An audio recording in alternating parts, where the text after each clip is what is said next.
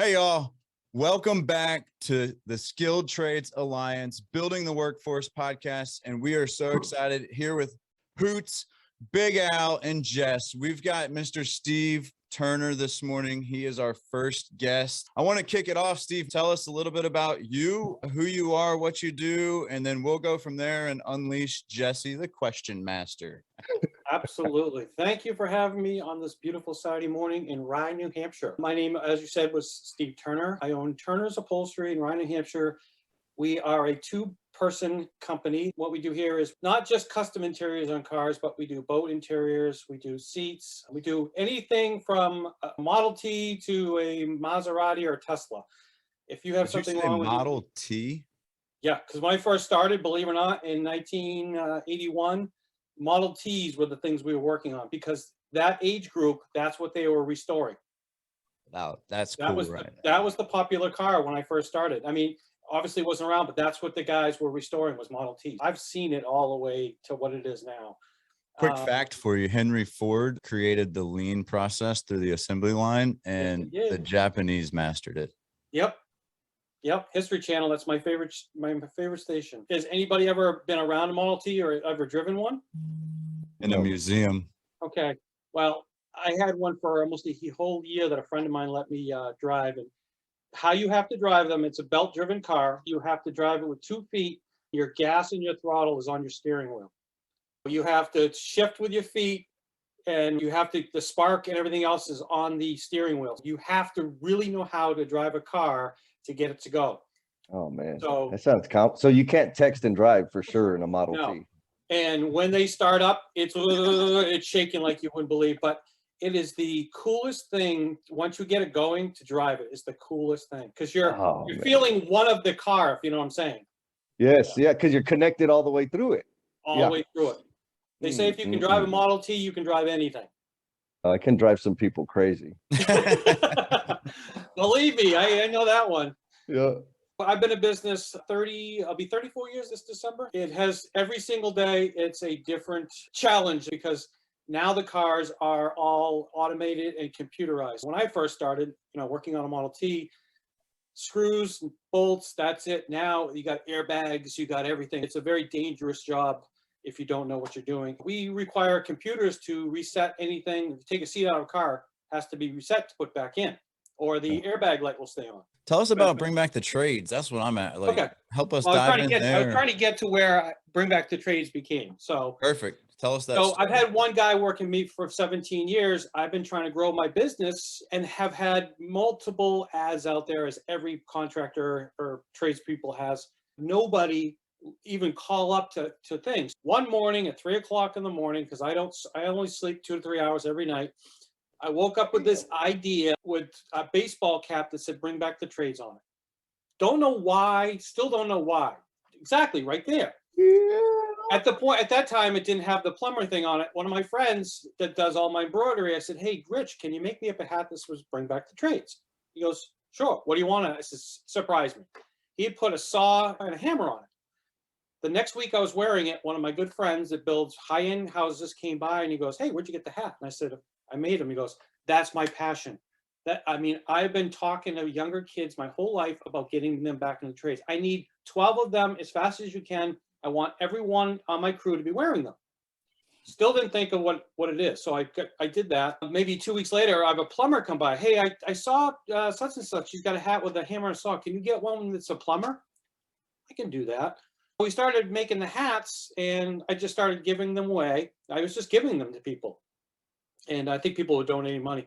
Then one of my closest friends came to me and said, "Hey, my mother died and she left me some money and I'm going to give it to the trade wing over at the local high school for the trades because my father was a welder. You should take the hats, you should sell them and create your own scholarship plan." Wow. That's how it began. But for the first year I did it. That's how it started. It was all, I have to say it was my idea to make the hat, but it was so this whole thing is not just me. I had the idea to make the hat, but then if the guy hadn't come by and said, "I need 12 of them," and then the plumber came by, I have to actually say the guy that came by and asked me to make the 12, it's more of him that started the whole ball rolling. if it wasn't for him saying, hey, my mother died in scholarship, I can't take all the credit. It was a whole bunch of things, you know, the stars aligned. Sounds like a Yeah. community effort, huh? It was. Nailed it. I had the idea, and you know the old saying, the smart guy can start it, but the smarter people have to build it. Maintain it. Yep. Yeah. Yep. And now it's So- turned in not just to hats, but we've got Big Al with the shirt on. Yep. I mean, And is we it have- supply and demand or demand and supply? We have stickers, we have shirts, we know everything else. And we're That's- go ahead, Jess. Yeah, the tattoos. Do you have tattoos also? I do not yet. Okay. Let me know when you do. You guys can go out and get a tattoo together. Yes. Hey, I'd be up for something like that. And Steve, where can folks find this merchandise? What do you got going on? We are on bringbackthetrades.com. There is a page on there with all of our apparel. We're on Instagram, Bring Back the Trades. We're on Facebook at Bring Back the Trades. We're on LinkedIn at Bring Back the Trades. But our main thing, let's not forget the main thing we're here for, is our scholarship program. Yes. Amen. Okay, so There we you give go. out, starting this month, October, all the way through June, we give out one scholarship for $1,000 to any individual that's graduating in 2022 and enrolled in a trade school or a post-secondary school in the trades in any state in the United States can apply. And how frequent do you give the scholarship away? Once a month, 9 times a year. Once a month, 9 times a year. And how many have you given away in the past? We've given them out for 3 years times 9, so 27 of them so far. Nice. 27. Maybe more than that because the first year I gave out some, so I don't know the actual numbers. And this is for anyone, Steve. Man, woman, Anything. whether they're just graduating high school or out of high school, anyone. Yes. Yeah. Man, I need to get you connected with Chris. Yeah. Oh my goodness. We got to make it happen. It's gonna happen.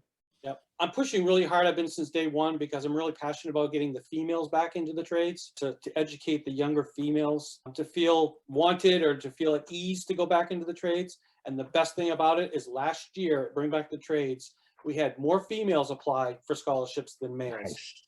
Yes. And That's That's amazing. because females are smarter than males. well, yes, believe me. And at some Yeah. point, my wife is going to come out here. I want you to meet her because she is a huge component of Bring Back the Trades. I was at a school the other night. I had a girl come up to me. She was asking about the scholarship. She's in taking up welding. And I said, really? She's like, yeah, I just really love it. And her parents were there. And the first thing I say, which is probably not the best, is, so you guys in the trades? You know, because I always think that if a kid's taking, the woman says, no, I think she was real estate. And the father was what did he do? I can't remember what he was, but he wasn't in the trades. And I'm like, that's awesome.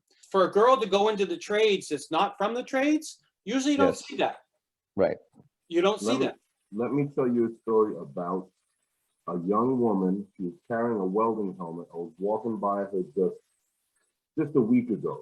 And I said, hey, what you welding? She said, everything. I love it. love it. Yes. Yes. I need that. Uh-huh. I need that. Yeah. Yeah. That's an awesome comeback. Yeah, you couldn't do it any better. Yeah. Well, Steve, I applaud your efforts to bring women into the trades, because I was just having this conversation, who I probably have it twice a week, but there's a gap. Adam's mentioned it a few times. Like, on one hand, we're super passionate about the opportunities, the growth for careers that are available through careers in the trades. But at the same time, depending on where these individuals land, they may not be treated or appreciated appropriately. Now, all that being said, it's easy to complain about the gap and the low number of women in the trades, but not very many people are intentionally doing something about it. You are making a concerted effort to engage with women and to make that space. On the Learnings and Missteps podcast, I had an interview. It was awesome with my brother's boss. He had commented at the water cooler with my brother that maybe we shouldn't interview so many women because there's not that many women in the industry. We got into that conversation. I was like, no, the thing is, they're not here. There's a reason for it. And if we're not intentionally engaging with them and elevating them and highlighting their stories, of course, we're going to maintain that gap. We like, they're amazing people. Like, we need everybody, we need everybody right now. Yep. So again, I applaud you, man, for making that a focus and then Yep. celebrate. Heck, you had more women sign up last year than men. That's what it's about. That's how we're going to get there. Yeah. And, you know, Steve, how do we get it out there to them? How you doing it? How well, you getting the scholarship out there? What, you know?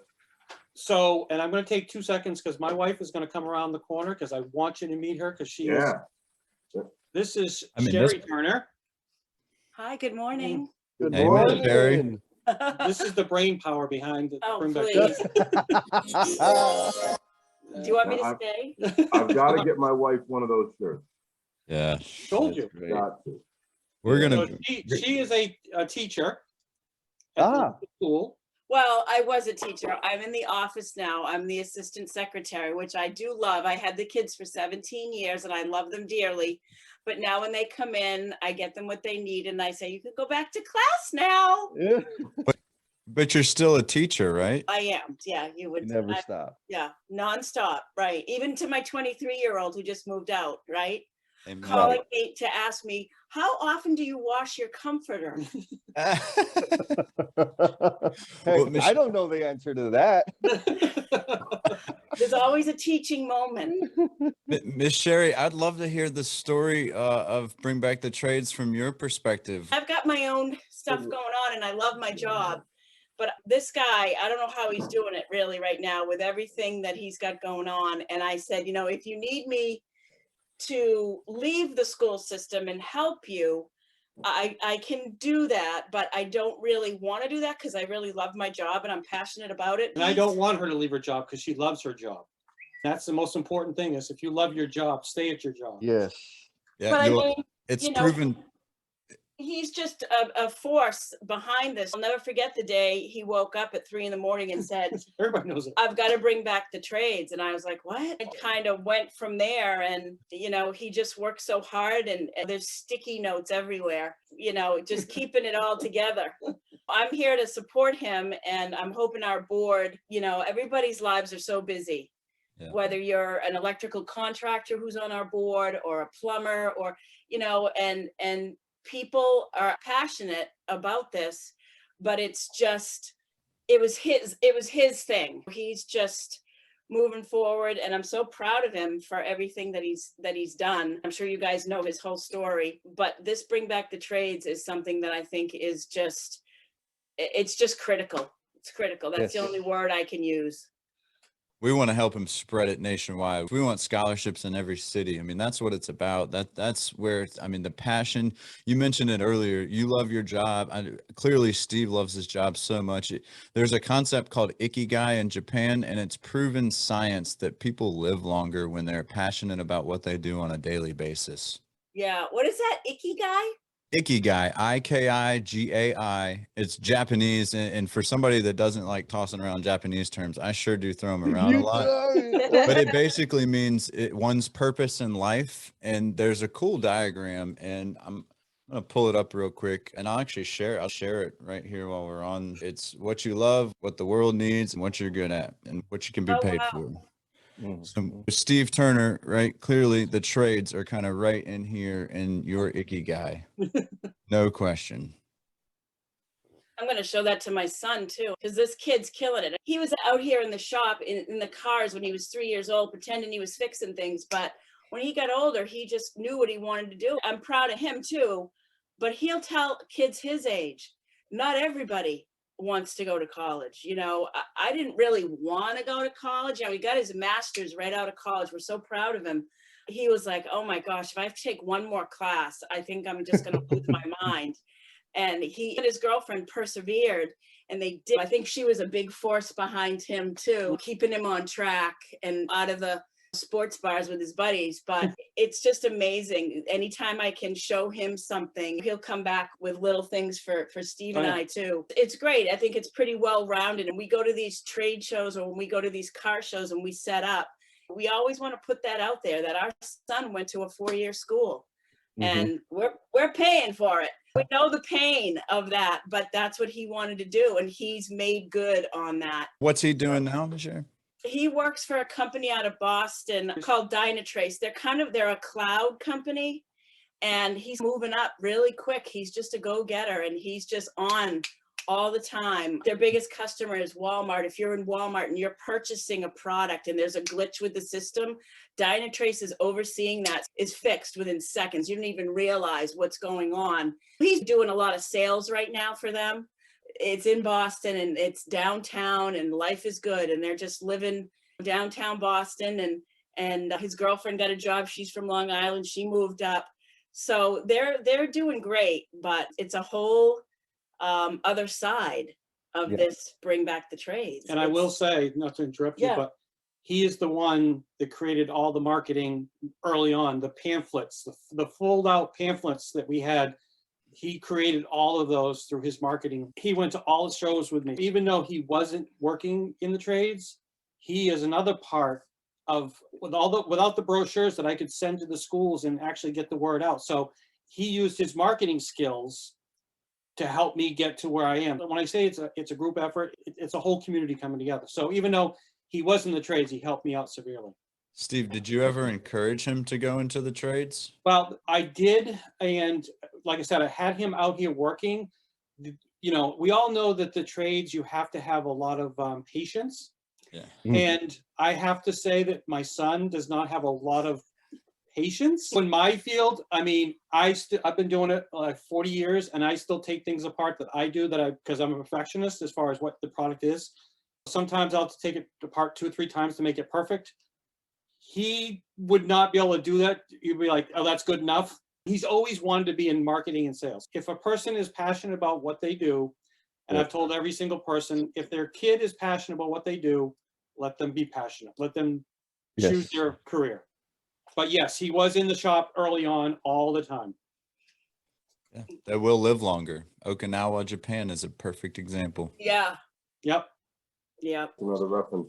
This guy is so mechanically inclined. It's not even funny. I think Riley takes after me in more of the Italian, like less, you know, we got to breathe a lot more. Anybody that runs 240 miles had better be mechanically inclined. And patient, right? And patient, yes. You know what I like? Your son is still an advocate for this trade. Oh my God. Oh, I like that. I like that, even though he's going this, so to speak, other route, right? Because I'm an advocate for both. I'm an advocate for education because the trades are educated professional positions. So I'm an advocate for all across the I'm board. going to interrupt you really quick. When you say education, I was at a meeting the other day I build New Hampshire. There was a guy that was a manager of a sheetrocking company. He was talking about his trade and he goes, our trouble is the non-tradespeople, they use their brains and the tradespeople use their hands. And I let him keep going. Yeah, I know you're shaking your head. I let him keep it going because I try not to interrupt anybody. He got done and I said, I put my hand up and I said, can I just stop people for a minute? And they're like, what? I says, I don't want to be harsh about what you just said because I'm not like that. But when you just said that tradespeople don't use their brains in their head, I don't know about you, but I've been in business 34 years. And when I do an interior in a car, not only do I have to use math, I have to think 15 steps ahead. I use my brain more than I use my hands. Yeah. And he looked at me and I said, I'm not trying to downplay you. I'm not trying to disrespect you, but we have to stop talking in the trades that we don't use our brains. We just use our hands because it's so wrong. Amen. Well, go ahead, Jess. Yeah, on that note, Steve, you're doing amazing work and it's clear why it's growing because, I mean, just looking at the two of you, the passion, the energy, the commitment, it's like this thing can't help but grow. You're offering scholarships to men and women out there to enter the trades. Usually the career progression is we're out there doing things, assembling things. But at some point, and I think this was your story as well, we start wanting to start a business or lead people and become responsible for developing people. What have you learned in that transition from being an independent operator to now growing a team? And what skills did you have to develop in order to get to that space? You mean as far as going out and speaking about bring back the trades or? Yeah, like the people skills. Oh, you want to talk about that? You can ask her. I have a set of stairs that I'm looking at that before my first interview like this, I was sweating and crying. Because Wow. seriously, No, he couldn't No, speak in front of I people. could not speak in front of people. I mean, it was so bad. I got an award from our local Rotary, and I was sitting there at the table, and I was sweating and wanted to run so far because I don't like being, I mean, I can now, but it was so, ask her. I Yeah. mean, I She's was, like, can you do it? I'm like, I was I hyperventilating. can, but you I was really, hyperventilating and the anxiety was brutal. Hmm. he did it, and he's gotten better. And now I'm like, wow, you really come Yeah. a long way. I never would have guessed that in a million years, Steve. That's wild. Same. Yeah. And I gotta Same. say, when he first opened this shop, customers come in and people can be, oh, we got a dog barking. People can be rude. People are Yes. generally nice, but people can be rude. And when they're talking about their vehicles, it's like they're children. And he would take whatever people said to him, and I'd be like, that guy was really rude.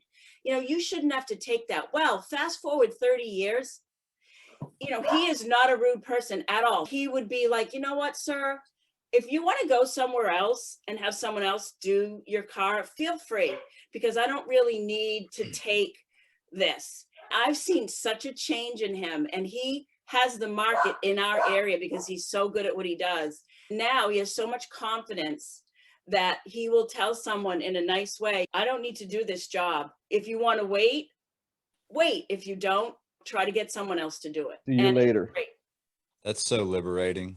So liberating. But Yeah. I think Jesse, go ahead, Steve. What do you got? I've had a guy with me 17 years. Oh, yeah. That his name is Ryan Burke, and I just want to let everybody know that without him being with me, I wouldn't be where I am. Yeah, No. and that's the best part. Like, Steve, you're forever giving everybody else credit. I love that about you. You're fully transparent. That's what servant leaders do, right? They give credit for all good and Yep. they take all credit for bad. I love that. I think Jesse's onto something. A lot of tradespeople, when they're really good at their trade, they move up through these ranks. And at some point, you go from using your tools or your hands for the majority of the time to leading people and thinking. One of the things that I know, at least from my perspective in construction, is missing is supervisors engaging the workers with their minds and not just their hands. But we've got to, as leaders, go and start the thinking early. We have this thinking naturally when it's an inquisitive mind when we're growing up as children. At some point through the system, I'll just say, Yep. we're taught not to ask questions, not to think, just to test. And as leaders in society, we have got to do a better job at helping people critically think at younger ages all the way up through their trade, because when they are thinking and they're working with their hands, we're really innovating and coming up with better ways to do things. What you got, Al? You got any questions for the Turner fam? Yeah, I do. I want to know what are the states? What locations have the scholarships gone to? What states? Primarily? What states? What states and what trades? Kind of. What trades Okay. have people been wanting to get into? Yeah. So we've given one, I'll just name them: underwater welding, quite a few mechanical, quite a few construction, wood construction, meaning one woman, she just won in Vermont. She's a cabinet builder. She's taking school for that. And what else have we done? The ones you hear of the most: electrical, plumbing. We did get one to manufacturing. And do you think of any? But the underwater welding, this one kid who lives locally, he's amazing. And what he does at 23 years old is just really, really cool. Does he work for an independent company? I wish I was that kid almost right now. Yeah. Yeah. I Like, mean, underwater well, to this day, I'm just like, man, there's some trades you just like, man, I kind of want to do that. Yeah. If I ever get the chance to do that, I maybe I will, maybe I won't, but underwater welding is awesome. yeah, because we're on the coast here in the Portsmouth Naval Shipyard, which is right across the bay. And that's where all the submarines come in. And it's a huge entity. He'll do a lot of work for them, working on submarines and doing stuff like that. And, they're union over there at the Portsmouth Naval Shipyard, which is great too. But when we go to the trade shows, especially, you get a lot of people coming up to our booth from the Portsmouth Naval Shipyard, and they're just like, you got any kids we can hire? Like, really looking for these young kids to come on board. It's a great job with great benefits and everything else. What do y'all say to the myth or the idea that kids just don't want to work in the trades. I get that all the time. And I get a lot of negativity that kids don't want to work. It's funny, not to say that, go back. I had this one guy come up to me and said, oh, kids don't want to work. You know, every kid that comes over, you know, wants this and wants that. And I said, I'm going to say something that you're probably not going to like, and you're probably not going to like me. But he's like, what? I said, with your attitude, if you're acting like that as a boss, no kid's going to want to work for you. Gangsta. If you're angry right now talking to me, you don't shut it off and not be angry when you're talking to somebody during the day. I said, you got to change your attitude. You know, if out of every 10 kids, you get one, that's a success. You cannot put all kids into the same mold.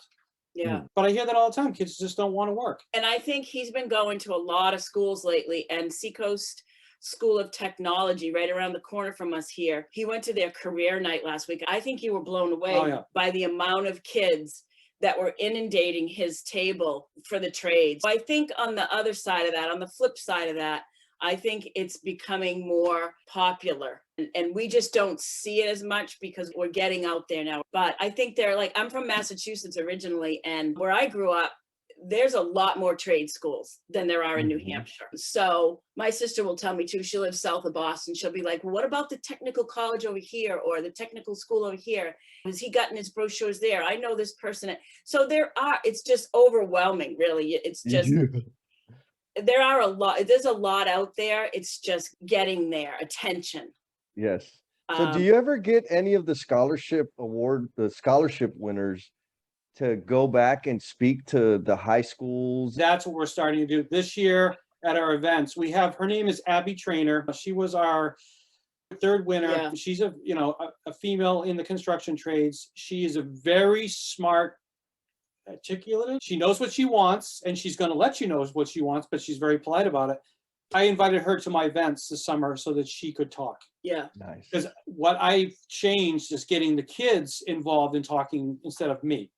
I need the kids that have won my scholarships to start speaking for me. I mean, look at me. I'm an old guy. When you have an old guy sit there talking to a younger individual about the trades, we all know what the young kid's thinking.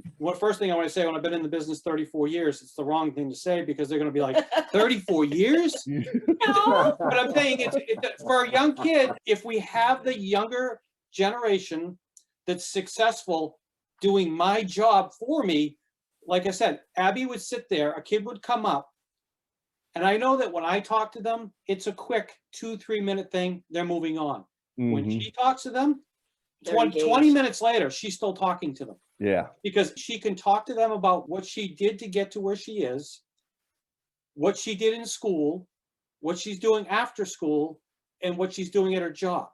All these questions that these kids have for how she got there, she can answer. You can't answer it. I can't answer it. Adam can't answer it because we didn't do it. So if you can get the actual answers, I think it'll be better. My main thing is to get the kids that are scholarship winners that have been successful to do my job, be my spokesperson. And yes, for the record, Steve, old men don't run like you do, and I want to get into that. But and I want to say, I tell every single person that comes through that door, if you want it, you can do it. And here's the thing: you just need to have a vision, right? Yeah, right. And when these young people see Miss Abigail and they look like she does, it's easier to put myself in her shoes than it is in 34 years, 240,000 miles later. It's really hard to see myself in those shoes. I say to him, are you going to keep that beard after your race? Because you look like a mountain man now. You're going to run 240 miles. You got it going on. And he's like, no, he goes, I think I'm going to get rid of it. And I look at pictures of him speaking without the beard. He does look quite a bit younger without it, but I think it looks, look at Adam. They're all, they have beard. Yeah, Jesse, where's your beard, Big Jess? Where's it at, Jess? Man, my beard, it grows in like patches. Well, funny, I did a Zoom the other day. Adam to beard. I need some applause to beard. Yeah. Oh yeah. I did a Zoom the other day, and a woman had been following me on Instagram, right? She'd never seen a picture of me. So I come on, she's like, so when's Steve coming in? I'm like, I am Steve. She's like, what? You're Steve? I'm like, yes. She goes, I like it. Hold on a minute. Yeah. That's like it. awesome. That's so That awesome. is- Steve, that's tell us. great. So I got a couple of questions. Jesse's been wearing on me here. What's the biggest challenge you've had with this scholarship program? The biggest, getting the applicants to know about our scholarships. Just getting Like, the word out there. Get exactly like when I went to the school the other night, every single kid that was there was either a junior or senior. All the seniors are going to start applying from that school. 50 to 100 kids that came to my table with their parents. The parents that were there with their kids were so passionate about their kids learning. It was so good to see the parents getting behind their kids going, my kid is so happy doing this. When you go to these schools and you go to these events, to see that makes you, it just like you come home, you're like, this is why I'm doing this. It gives me, like when I'm running and I'll take a shot of coffee and it's like, oh, now I can run again. It's that shot of adrenaline to keep moving, you know? But the biggest thing, like your question you asked was, what's our biggest dilemma? That is it. You know, I open up my mailbox every morning. I should have physically 50 applicants every day. And I don't. Sometimes I don't get any. I mean, we've got enough for the month, but it's amazing. And the other dilemma is, you know, getting the kids to, even though they know about the scholarship, to getting them to go to the website. And as you know, I've made it easier. It says essay there. I changed that. Underneath the essay, it says you can now make a video of yourself. If the essay word scares you, which most people that are in the trades, essay scares the crap out of them. I said, write a story. There you go, right there. See where it says. Show what You you. might have a video of me in about an hour because I want to do underwater welding. Yeah. But we're trying to make it as easy as possible for the kids to apply. You're meeting them But- where they are. Yeah. But it's amazing because, like I said, you know, I connect at least 4 people a day through LinkedIn. I mean, I'm on the phone and they're all knowing about my scholarship and they're passing it along, but I'm still not getting inundated with candidates. It's still not working, but it's, you know, it's going to take time. And Steve, for time. the record, Yep. this is a nationwide deal, right? Anybody in the nation, anybody in the world could apply to you. Exactly. Ooh, we're gonna. So this is a challenge for the STA listeners out there. This is one way we're gonna build the workforce. We need to get this word out to everybody. Al, I know you said it jokingly, but man, go apply. See if you can win that. Bring back the trade scholarship for underwater welding. Seriously, why not? I don't, you know what? The only I do have a why not. Because I wouldn't dare take that from someone else that needs it, right? Fair. Wouldn't dare do that. Well, here, why don't you go find 5 people to apply for it then? I mean, that's kind of what. I've got 2 in mind right this second. I don't know if you guys know, but I'm sponsored through Timberland Pro.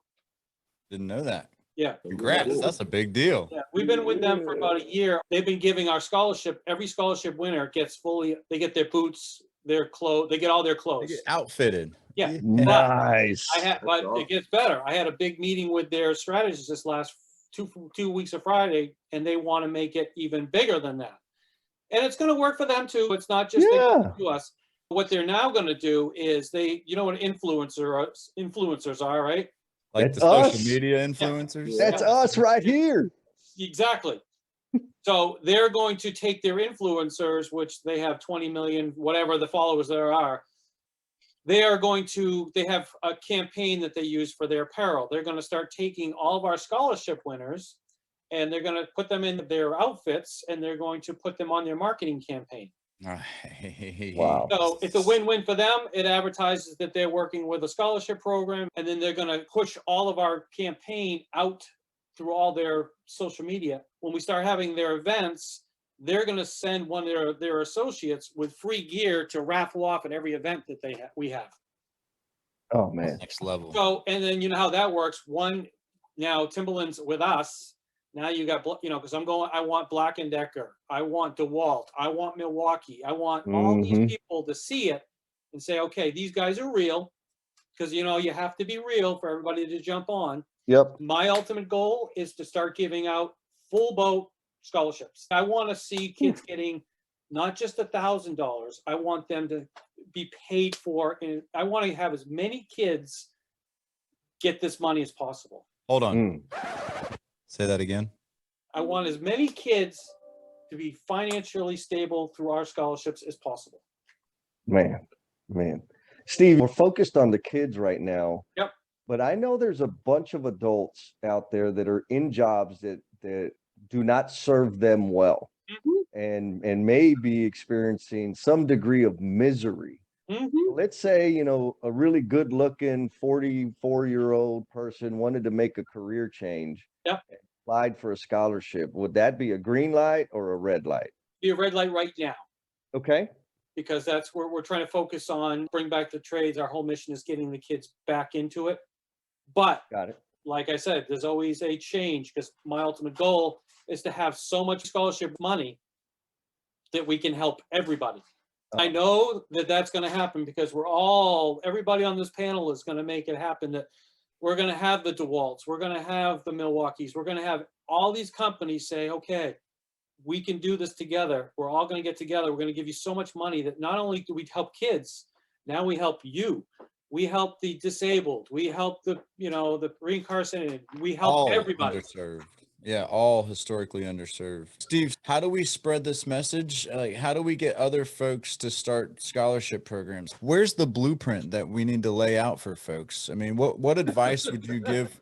So how do we get that out of Mr. Steve Turner's head and get that into people nationwide to be able to emulate what you're doing? That's a good question. Contacts everyday people that he's getting emails from every day that want to blow this up and want to help him.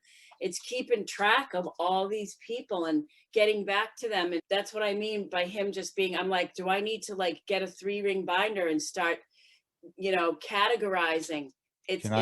Can I offer a solution? Yeah. Miss Stephanie Brown, who is like the most amazing, she's the tech before the tech in construction. She's out of Toronto, so she's right up there in your neck of the woods. Do you know Miss Stephanie? I'm with her every Friday.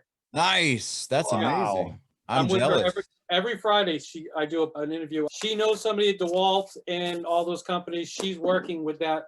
Yeah, I Zoom with her every Friday at 2. That's amazing. She So said she knows you. Yeah, definitely. But and she's turned me on to a program called HubSpot, is Yeah. why I was suggesting her name. Yeah. It's free. Yeah. It's a great way to keep a collection of names and contacts and notes and perfect. follow-ups. Every Friday at 2:00, I have a Zoom with her. Oh my Man. God, that's awesome. Are y'all recording those and putting those out, or what's? I think she is, yes. Oh man, You think I'm passionate about it? She's like, I ain't good. This bring back the trades. We are gonna blow this up like you wouldn't believe. She's like, I can get you there. I can get you the contacts. I can get you to DeWalt, but you have to talk to him. I'm like, I can do that. I can sit there and talk to the bigwigs, no problem. The but I new don't Steve have- Turner can. Yeah. But I can't get I'm a small guy. I don't have the education to learn how to get to the people. Because we all know getting to the person at the top isn't so easy. Yeah. It's all But about energy, I think your energy, Steve, the commitment that you've displayed to this mission, they don't have a choice. It's a matter of time right now, straight up. Like, it's gonna happen. Yeah. It is happening for sure. I appreciate that. So yes, so she's helping me out severely. That's amazing. And so I guess what advice do you have for that person who's sitting 2,000 miles away that's like, man, I love what Steve's doing. Like, how do I help? How do I get involved? Well, if you ask Shari, I'm very good at I do not get back to somebody within 30 seconds usually. If they email me at steve@bringbackthetrades.com, I will promise you I will get back to you. Not the week of the 4th or the 11th, because I'll be running, but after that. And tell us more about that. So we've kind of cracked a couple jokes. I think before the recording started, we heard some amazing outside the box facts on you. Tell us more about what's going on the week of the 4th to the 11th. Actually the 5th, I leave at 3:00 in the morning from Moab, Utah. On the 8th at 6:30 in the morning, I will start off with about 205 to 250 people on a journey of 240 miles, 0.3 through the Moab desert, up over 4 mountains of 10,000 feet, back, it's a circle, back into Moab again. My crew right there, my son and my pacer, Bradley Lane, were there to help me last year. This year, unfortunately. Yeah, I'm doing it by myself 100% this year. That's more of a challenge, right? To Yeah. do it by yourself. Oh my God, yeah. Absolutely. But Wait a minute. last year we had 65 people drop out in the first 2 days because it was 100 degrees in the desert the first 2 days. I literally, and there's no exaggeration, but I ran 3 different 25-mile areas with no water, severe dehydration. Luckily, I'm sponsored by Salt Tab. I don't know if you ever heard of them. They're a company, you know, so I'm sponsored by them, so I carry their products, and I have to take one of those every hour. Keeps the water in your system. But 65 people dropped out in the first, I think, day and a half just because they couldn't take it. You're just, I mean, you could be running six hours in the sun just with no water. Just This no. is 240 miles. And oh yeah, who's this we got? This Our is border collie. this is my running pal. 10 miles. Oh, yeah. 6 miles to 10 miles a day. Run Say with hi, me. Hoka. Hoka. He named him after his running shoe. How many days is this 240.3 miles? 4 days. They give you 5, but I finished in 4 days, 2 hours. I had 11 hours left before the race was over. But, Steve, let me get this right. You run 200 and you said 40 miles 240. Yep. in a span of 5 days. Yeah, they give you 5 days, but I didn't. I'm not to boost it, but I did it in 4 days and 1 hour, something like that. Is there a train in the middle of this? Is there training? I ask you, my wife. No, like it's train. Is there some type of heliport in the middle of this that you make up some of the 240 miles? Yeah, I'm a little nervous. I'm not gonna. What does a pacer do? Is it drive in the car next to you? She does. Well, they don't run it next to me because, and I'll explain that too. You're going through the desert, so she is literally in a car on a cliff, going around mountains because there's 4 or 5 mountains that are 10,000 feet, so they have to go to the top at all times. I came to an aid station. I to the top of a mountain at 10,000 feet. I think it was like 6 o'clock in the morning. The sun had just come up. I come over, and you know your feet get really messed up and they're bloody. And I'm looking for the med. The med comes over and says, "We're all set with you. We need to take care of your wife." She was in such hysteria because she's afraid of heights, and my son was driving the truck. Literally on the side of a mountain, she was having a panic attack. I was.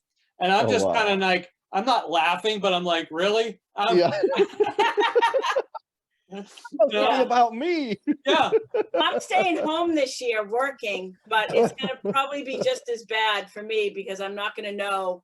I don't even know if I'm going to track him. My family does the tracking down, you know, but I don't even know if I can deal with the tracking. Yeah. But I just breathe and I go to work, and the life insurance is paid in full. So we're all good. So you guys, I gotta go. I gotta go do my chores, but it was so nice to meet everybody. Nice I'm to really, meet you, really Miss happy to get to Shari. meet you guys. So Thanks for hopefully we'll talk continuing to again. support him. Push him harder, would you? Yeah, oh, yeah. And the Steve, coolest Steve, thing- what Sherry just said is that if you go, skilled trades will go on. Exactly. Yeah. Oh, yeah. Those 2 words. Tell us Yep. the coolest thing, Steve. I want to know. I'm dying. I have a live beacon on my shoulder. If you want to track me, you can track me. It has sent off a beacon every 30 seconds. You can track my elevation, where I am. It's cool because my whole town around me, I didn't even know it, was tracking me. I have a friend of mine that I do business with, has a limo company. They pick me up at the airport. When I was on 95, which is a major highway. My local police escorted me all the way through my town. Wow. Everybody was out front in their house all the way through the town. We got it on tape, but I had no idea that my whole town was tracking me That's the amazing. whole time. And this is 4 days, 2 o'clock in the morning, this and that. I mean, these people are tracking me the whole way. And I want to say too, not to jump around, I had a woman next to me that was probably 70 years old that finished this race. This race, believe it or not, and I don't know if you know, I've been sober for 20 years. Nice. So I've been sober for 20 years. Most of the people that run these races are either addict to drugs or alcohol. Most of the people that do these races. Everybody has a story. They're out there. Last year I ran with a girl. She was in an abusive relationship. She had just got away from her husband.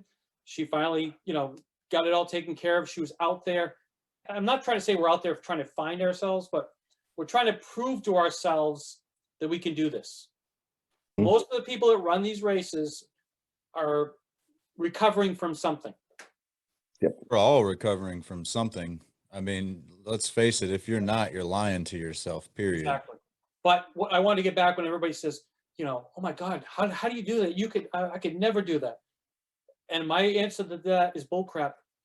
If you have good knees, because you have to have somewhat of a decent body. But anybody can do this. I'm not a pro athlete. I'm just a person that gets to the starting line and says, I don't care what it takes. I'm getting there. I'm looking at all these squares, and every single person on these squares, if they really put their mind to it, they could do it. So it's not. My body's no good.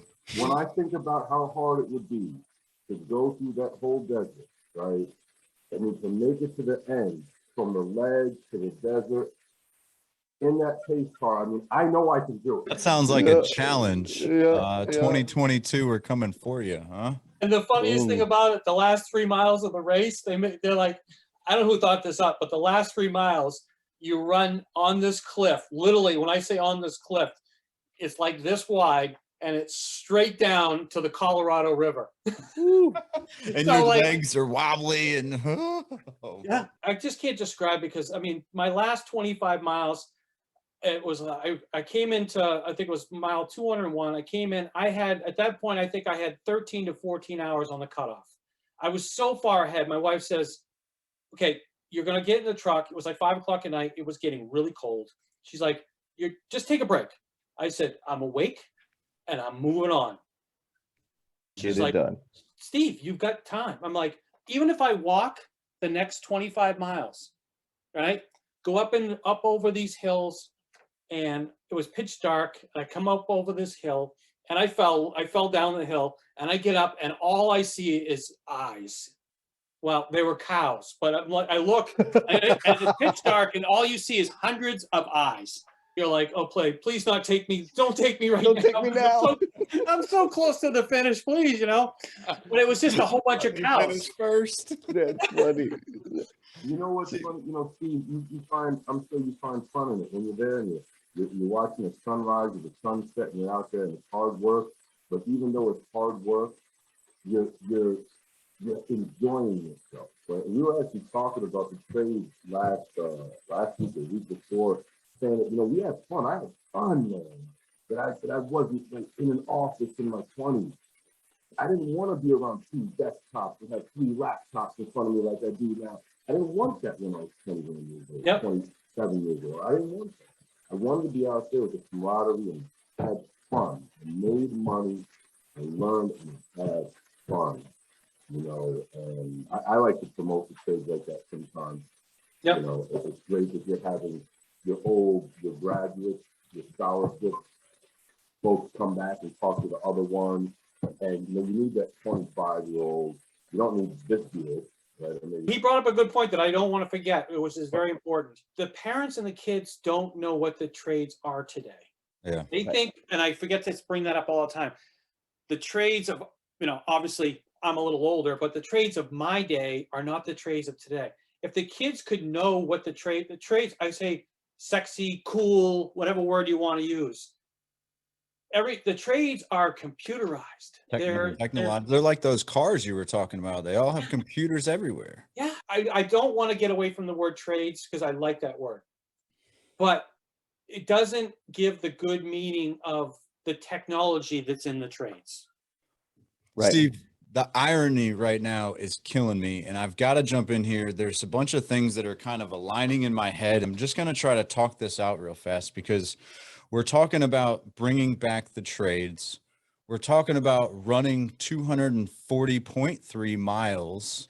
The irony there, while it sounds like bringing back the trades is like 240.3 miles, it's a long journey. It's overwhelming when you look at it in a whole, but I hear Al Big Al's talking about the fun, right? And the views on the 240 and the learning and you said as we got started that it's going to give me a lot of time to think about bring back the trades. And so I guess the question I'm after, maybe talking that out, is of this Bring Back the Trades journey of 240.3 miles, where are we? I heard Miss Shari say, like, we're getting some traction here, but on that path, on that 4-day journey, where, for Steve Turner anyway, 4-day journey, where are we? I can tell you, after being out this year, so I've done events for 3 years, where we are this year is way more positive. I used to have kids come up to my booths just for information. This summer, especially in the construction field, I had more kids come up saying, yeah, I'm in the construction field. I used to ask this question, at your business, what's the average age? It used to be 55 to 60 years ago. I want to say years ago, 2 years ago. This summer, that changed. The average age was now 25 to 40. So there is more people that are younger getting into the trades. There's more females. I mean, I had more females come to my booth this summer. It is definitely changing. All the work that this panel and thousands of people out there that are doing the same thing that we are, it's working. It's definitely working. But are we still on day one, our first marathon? I wouldn't say that, no. I like this. Tell me more. No, I think the biggest thing we got to do, which I don't know how it's possible, is to get all of us together on the same page. I mean, the Skilled Trades Alliance, to Bring Back the Trades, and all of these, you know, the Mike Rose, the AGC, ABC, NAHB, yeah, they've NCCER, they've all got their own programs. Well, it's funny because NCR, they contacted me the other day. I'm like, well, they were contacting me like they never knew about me, but they've been sharing my stuff because nobody talks. And I get that. Right.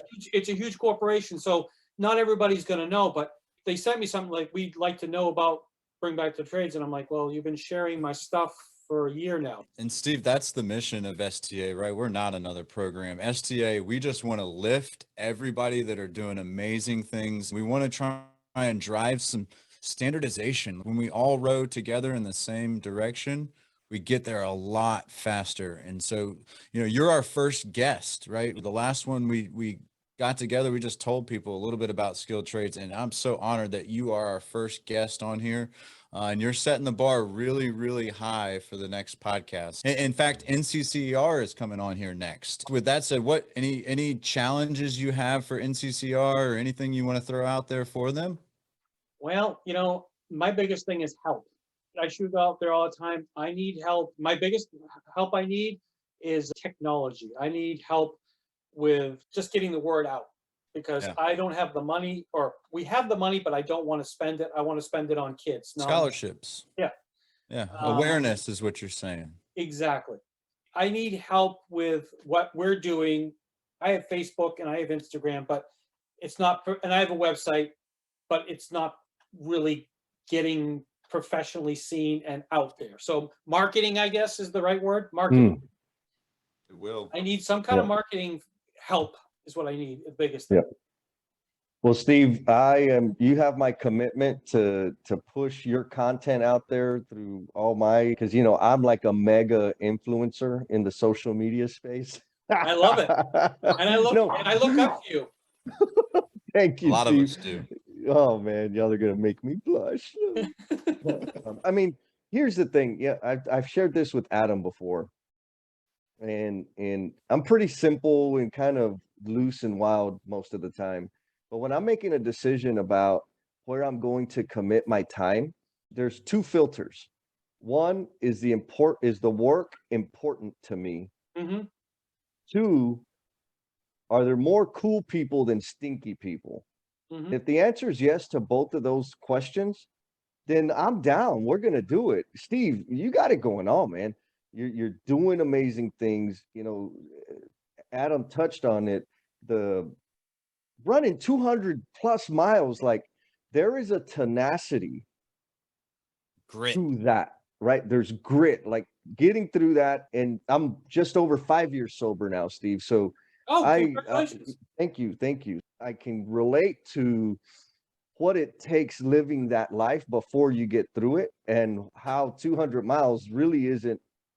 Can you see that? Oh yeah. That's the number that I had on my body the whole time. You can see it's all dusty and dirty. Nice. That's what you bring. And like, that is so compelling, Steve, the tenacity, the commitment, the drive. I can't help but want to roll with you. You know, my accounts aren't very big, but if it gets you one, I'm gonna call that a win. When people ask me all the time, what can I do for you? And they say, well, I want to give you money. Money is great, don't get me wrong. But when we go to these events, the biggest thing that I get from these events isn't the money, it's the contacts. Mm-hmm. I tell everybody, the contacts bring you the money. Yes. The bigger contacts we get, Skilled Trades Alliance, whatever we're working for, the bigger contacts we get is what keeps growing it. Yep. The money can grow it, but the contacts will grow it faster. You need everyone to call on their banner account, everyone to network on your Exactly. network on your behalf. You know, Exactly. Get the largest companies in, not just contractors. Because I want to, I have everybody. this right here that I get these every month from somebody that has won the scholarship. And when I get it and it tells me that without your scholarship, I wasn't going to be able to continue my education. I had one from a girl that says, the day that I got your scholarship money, I was able to keep going on with my education. She was a hairstylist. Her parents didn't have any money. This $1,000 made her graduate and move on. That's what it's all about. As a really good friend of Jesse and mine would say, it's called ripples of impact, right? Yeah. You're making a difference in the world. That is everything, Steve. Not to jump back, but the reason why I am so compassionate about it, my family, it's the old story. My family didn't have any money, but it's not about the money. I started my company when I was 19 years old. I didn't have the numbers to graduate. I was pushed through school. They just pushed me through. I mean, I had the transcripts, the numbers don't add up. They just pushed me through. I started my company when I was 19 years old. I lived in my office for a year because I didn't have enough money. I took a shower under a garden hose. This is all true facts. Mm-hmm. So when I see these kids, I see myself. Yeah. I pushed through it, but I didn't have any financial help to get me there. I was one of the lucky ones. I had the drive to get there. But when I give them $1,000, why I'm so compassionate is these kids I see myself. Yeah. I see myself, and I want to be able to help them, even though I didn't have the help. I want to be able to help them. Yes. Steve, I'll tell you, I'm super excited. I know just your servant leadership, we're going to win this race. We are going to finish this race. That grit that Jess was talking about, the race doesn't stand a chance. We're going to finish it and we're going to make this thing happen. So I'm excited to continue to pull your content out there. I want to show it everywhere. I want to, you are doing amazing things. We've got to get this word out. I'll tell you right now, this is a promise. Next month, so October, which also happens to be Careers in Construction Month, for those who don't know that. And I know you've got a proclamation out there. We're supposed to receive that proclamation in South Carolina. Texas has it. You are going to get inundated, flooded with applications this next month, because we're going to go on a campaign. At least myself, I am going to make it a point to get in front of high school students to submit. You're going to get so many applications. It's going to be disgusting, and you will not have time to go through all of them. You're just going to have to be like, I want that one. Get ready, because it's coming, Mr. Steve. Not to interrupt you, because I forget, if you know, this is all of our information. These are brochures. If you know of a school, these cost money, so I don't just send them to anybody because they get thrown away sometimes. If you know a school that wants them and really wants to hand them out, I will be glad to put them in the mail. Well, I've got a speaking opportunity on October 6th. Would love to take a few of those with me. I'm going to go ahead and I'm going to order some new gear off bringbackthetrades.com/shop. Maybe you can just drop those in there for me. I need to get a shirt. I need some more stickers. I need one of them plumber hats that Mr. Jess had. And you have all kinds of those, right? Not just plumbing, but. Well, we're out of the hats right now. We're waiting on that. I was waiting for the Limited flat bill edition. editions. You got any flat bills coming in for me, Steve? We'll work on that. Amen. I'll pay extra if I have to. That's So- becoming a trademark for whatever. I know. it's worth. I know. Uh, Believe me, I get that all the time. the young kids love the flat bills. And I tell you, one other thing we were talking about before, we've got a lot of awesome sayings in construction, like a bunch of constructionism sayings is how I refer to it as I wear my baseballism hat. And I don't want to put this out there too much, and I don't want to dive down or throw some of the funnier ones out there, but we got to create some bring back the trades gear with some of these sayings on it. I think it would be really cool, creative, maybe like hip to the new generation of like the beam stretcher mentality, those type of things. The old basketball trips, the old N1 trips. Yeah. Yes, yes. Yeah. Yeah. Are you up for that, Steve? Would you be down Absolutely. for a bring back the trades collaboration with Absolutely. STA Constructionism? Absolutely. Absolutely. The most important thing is I want to thank every single person, whether you've been on Facebook and you've liked and shared it, Instagram, because without them, this doesn't grow. So the people that think that, they're not getting involved, but all they're doing is sharing it, it doesn't matter, because I always say it's not about the finance. If you can't help me financially, that's fine. Just like it, share it. Like Jesse says every day, just like it, just share it, because all it takes is to be shared on one of their pages and one person picks it up and then they wear it. I mean, it's all about the network, Yeah, if you're not on LinkedIn, you need to check Bring Back the Trades out on LinkedIn. They've got some things going on. Jesse's Learning the Missteps podcast. Like, there are so many amazing things out there. Mhm. I have found a lot of traction in that community, and that's where we're making a difference. That's the business side of social media. Well, it's like Jesse's podcast last weekend. It made me think about myself so much, because my wife constantly says, you can't take it personally. You can't take it personally. Because I've got 5 friends that are teachers, and I've offered them free gear over and over and over. They won't take it. I'm not saying they've offered to them personally, to like face to face, but they want nothing to do with it. And she's like, Steve, don't take it personally. I get all like, come on, help. You're supposed to help all the kids, and I take it personally. And then when you said that last weekend, I'm like, okay, take a step back. Don't take it personally. Do you like their stuff? Like you were saying, I don't share their stuff. Why would they share my stuff? And I'm telling you, it made me think. Wow. It just, so it really made me step back and go, you know what? So go ahead, Adam. You're referring to the 5S live Yes. stream collaboration that he did with the Yep. friend that I referenced earlier, which is Yep. Miss Jen Lacey, who is Yep. an awesome human being.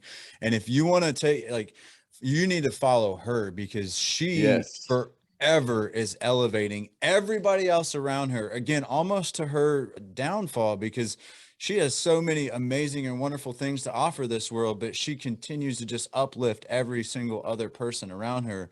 But that's it. That's that servant leadership. That's how we're going to get change, is when we're uplifting these businesses that are making a difference, or these scholarship programs like Steve's that are making a difference in the world. When we're giving and giving and giving and giving and only focused on giving, that's when we're going to make a difference. That's when we come into the 240.3 miles of our race and we say, man, we did it. And where's that cup of coffee to get the adrenaline to then start preparing for the next race? I love it, Steve. I want to elevate you and get you everywhere. That's what this is about. And we're doing it. It's happening. I applaud your effort. I'm so grateful for your servant leadership. Again, you remind me so much of Jen. Every time we talk, it's, hey, give the credit to this person or that person. I just want to stop. I want to pause for just a quick second and reflect on Steve Turner. You are doing amazing things, and this industry is better because of you. I'm better because of you. And I thank you wholeheartedly and with everything I have, Steve. Very much appreciate you and everything that you're doing. Thank you. I thank you very much, but I'll keep going back. It's not just Stop. me. It's Stop. everybody. Stop. Hit the Hold on. brakes. Stop. It is you. Yes. It is. And the only applicable answer right now is thank you. That's it. Thank you. Thank you. Yes. Appreciate You're, that. you're welcome, because you need that. Mm-hmm. And more. It's like I tell my wife, no matter how tired I am, at 10 o'clock, 11 o'clock at night, if I haven't got my run in, I put the shoes on and the headlamp and I go. because I know that you can't get to 240.3 if you don't put the time in. You got it. That's the dedication and grit we're talking about. You also can't bring back the trades without putting that extra 0.3 in. And that's what you do, Steve. And that's why we're here at 7 o'clock in the morning. 6 o'clock for some. Oh, right sorry, there. Sam. It's all good, baby. It's all good. But What do you I'm think, telling Big Al? You know, it's funny. You know what I want, Steve? I want one last time. I want you to tell us the website and walk me through it one time. Absolutely. How to get that scholarship. It's bringbackthetrades.com as far as the actual website for the scholarship. So there is a scholarship page, and there's a page where you go to fill out where you're from, where you're going to go to school, and then there's an essay in there. You can also do a video. If you don't feel comfortable at writing, you can look in your phone on your camera, you can do a video, and then you can email it at steve@bringbackthetrades.com. We choose a winner starting October 1st all the way through June 1st for $1,000. You can also be in any state in the United States. You have to be graduating year 2022, going into a trade school or post-secondary school, or you're already in the trades. We're on LinkedIn at Bring Back the Trades, or Steve Traynor, or Instagram at Bring Back the Trades there as well. Oh, So if you love the trades and you love some free money, that's what a scholarship is, right? Yep, Get on that website. exactly. Go get it, baby. Yep. My ultimate goal is to open up my mailbox and say, oh my God, what have I created? Because now I got to read all these. That's when I'm going to feel good.